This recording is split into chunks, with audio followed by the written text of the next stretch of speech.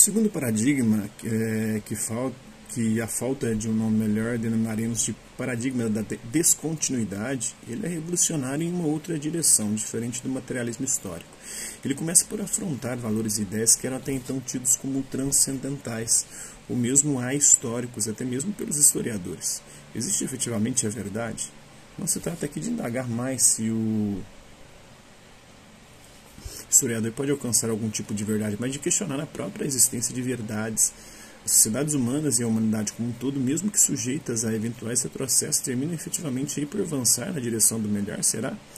Em uma palavra, existe realmente um progresso? Há mesmo uma continuidade perceptível no desenvolvimento histórico da humanidade, ou seria função dos próprios historiadores questionarem veementemente a própria noção de continuidade?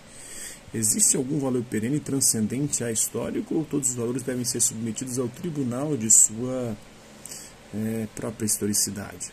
Existe uma moral única que possa servir de guia para o desenvolvimento dos seres humanos, ou a própria moral e mesmo a própria ideia de moralidade são fundamentalmente produtos históricos?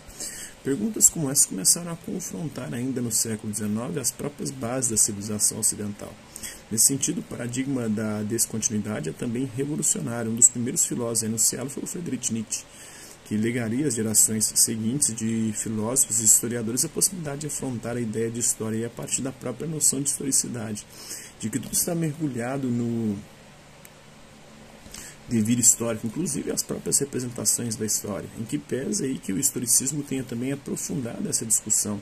O paradigma da descontinuidade a radicaliza e abre caminho a que se questione a própria ideia do sentido histórico. O primeiro capítulo deste livro buscará refletir sobre o materialismo histórico, a começar pelas proposições iniciais dos seus fundadores, por Marx e o Engels, e daí avançando para o estudo dos inúmeros desdobramentos que beneficiaram o materialismo histórico sob a contribuição de autores diversos. O segundo capítulo começará por discutir a contribuição de Nietzsche também na segunda metade do século XIX e depois examinará como autores como Michel Foucault, já no século XX, beneficiaram-se das ideias desse filósofo alemão do Nietzsche, de modo a trazer novos desdobramentos para uma historiografia que provisoriamente pensaremos sobre a designação de paradigma da descontinuidade. Mais adiante, no quarto volume desta série, teremos a oportunidade de questionar a própria ideia de que é possível classificar e encerrar a maior parte dos autores no interior deste daquele paradigma, com exclusão de todos os demais. Estaremos nos encaminhando então para uma outra maneira de enxergar a historiografia, a qual poderíamos pensar sobre o prisma aí de um paradigma da complexidade, que se põe a criticar as próprias classificações paradigmáticas tradicionais.